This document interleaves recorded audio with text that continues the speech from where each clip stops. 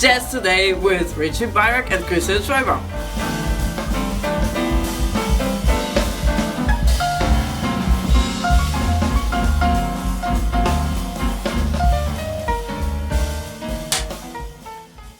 Hey Chris. Hey Rich, nice to see you in our rehearsal room. How you doing, man?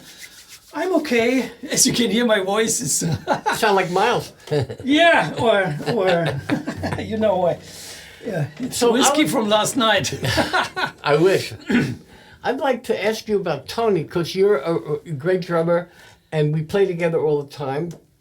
I would like to ask you about Tony in particular, because he's such an important, iconic musician, beyond the drums, beyond jazz. In my opinion, he's very much like Mozart. So what does Tony mean to you? And tell us how you feel when you first heard him and everything like that. The interesting thing is, in my times, you know, I was with Billy Brooks and I was so much in Bebop. But I listened to Faust OP and I liked it very much, but somehow it was too advanced. Mm-hmm. I'm sorry to say, but it was great. I loved it very much. But it was so far away, and I was into, of course, we were with Billy, so we were in this Bebop stuff. Right. We had this. But when we came together many years ago, and I developed more Tony, I realized how great and innovating he is. In terms, I would say, not only playing a different way of jazz feeling, but the way he comps and the way he makes his breaks. And I even realized something in the last days. I have the feeling sometimes his fill-ins or breaks in between, I mean, they're unregularly and answer and question to the musicians, but they're not coming on the directly to the end. No. There is always a little gap in between. Did you realize this? Yes, of course. It's crazy, but I mean, he never loses, but it's unbelievable. So you're a drummer. What is the gap about? Why is the space there? Is there a mystery? I have no idea. It's a kind of mystery. Yeah. Maybe you have an idea. I have an idea. I think Tony, coming from the Bebop guys, Max Roach, Art Blakey, Philly Joe, A.T., Kenny Clark, the real Bebop guys who he loved and studied massively.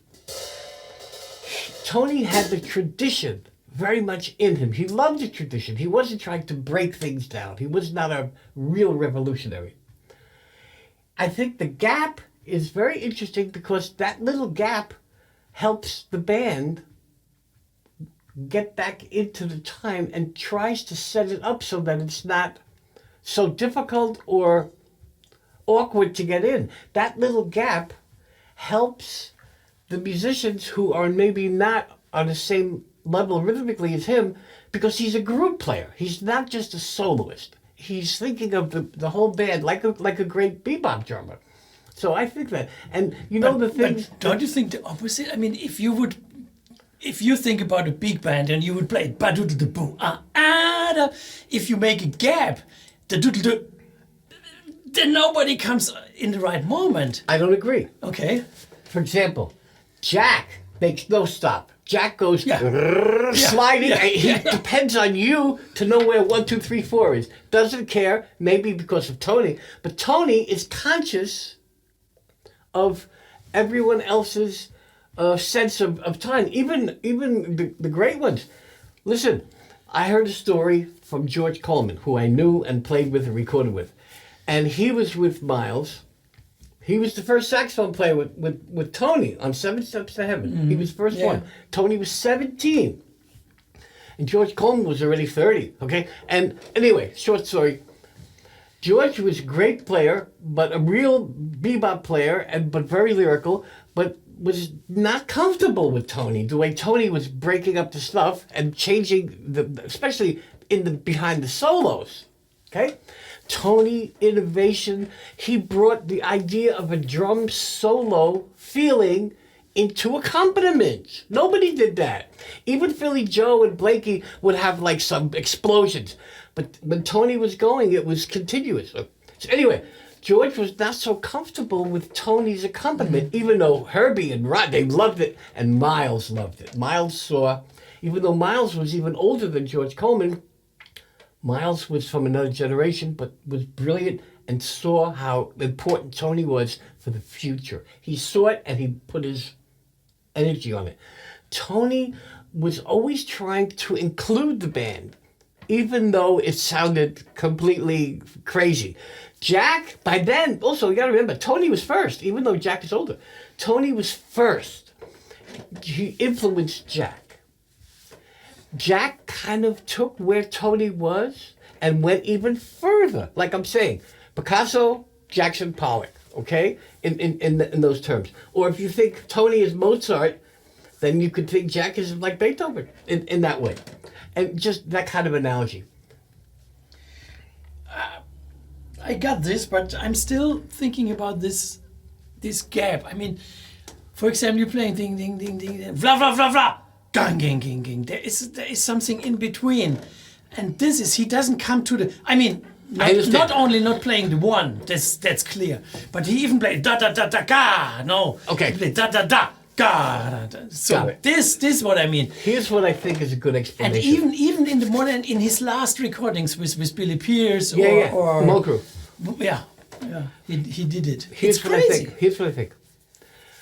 Tony was the first drummer that was thinking in terms of being an orchestrator of the band, like the classical, like the percussion section in Bartók orchestra. There's no necessary gaps in the Bartók percussion section. They don't worry about people coming in. The music is smooth and completely connected. Yeah. Tony was orchestrating it. That's why. And listen, I played with him. Sometimes it's uncomfortable when he goes like ding, ding, ding, ding, blah, blah, blah, blah, blah, blah. Yeah. And you hear me go, what is that? And why? Then you hear it later. And it's so great because it changes everything that you're doing and makes it more interesting and creates a tremendous contrast. Tony, Jabali, you, Jack, play sometimes against the band for making it bigger than just time. Tony brought color in, textures. Like think about Bartók with the giant percussion section. This was really one of the biggest things. What's the most difficult thing for traditional classical musicians and people to love? The rhythm. The rhythm in contemporary music is crazy. But, you know, in jazz anyway, too. Yeah, in jazz, the same. You take away the time, or you make the time so hidden and mysterious and great. People say, well, where's the time? You know, like, no, it's more like this. That's in time, too. We're not, again, it goes back to the thing. The frame and the picture. Tony was the essence of leaving the frame alone and making the picture. And Jack took that even further. Yeah. That's what I think. Yeah, I think so too. I mean, if you think about Steve Allen Show or these times, 65, 67, Tony, how free kind of beginning which they record, played. Which one? 65, 67. Yeah, Spring. Steve Allen Show. Oh, the Steve Allen Show was live concerts. Amazing. How kind of drum solo he's playing behind everybody and different behind everybody. Yes. And that's amazing. And Jack took this, I mean... He took it further. To further with Chick and 69. It's true. That's exactly right. And it's still... The great thing about both of them, Tony and Jack was still swinging. Could swing, wanted to swing, loved to swing. But then in between, I mean, what he's doing on that agitation thing from 69... You can see the cymbal is like it's playing 9. He's smashing the cymbal, and it seems asymmetrical. It seems where's the time? It seems rubato, but it's not. And then you have bat, and Tony had that too. So he did it probably first. He was first.